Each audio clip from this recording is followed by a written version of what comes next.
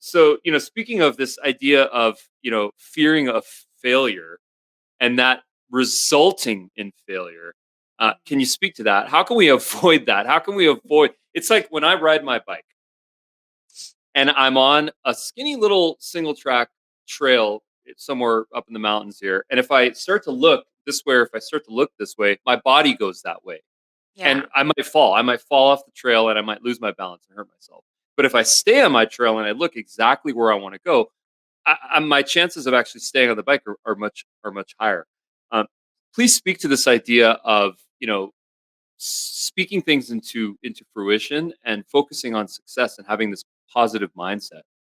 You know, failure is the biggest blessing of all, I think. Mm, Having, like you said, crisis. Crisis is a gift.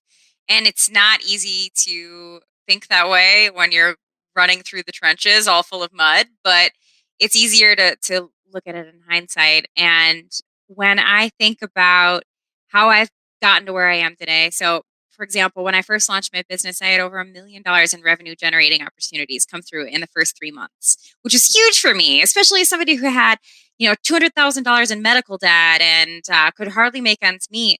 So being able to accept the fact that you are worth it despite your flaws, despite the last pieces of failure that you've overcome, and really embracing the success that comes your way, I think that's the biggest part because so many people don't have an ego. We talk a lot about ego, and there's a lot of people who live with a big ego, but there's a lot of people who don't have an ego at all and live in a selfless sort of lifestyle or mindset.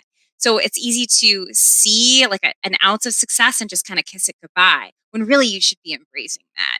So I mm, think that's a big piece of getting through failure because your failure should never define you. Your crisis should never define you. Your illness and disability should never define you. It should empower you to move forward.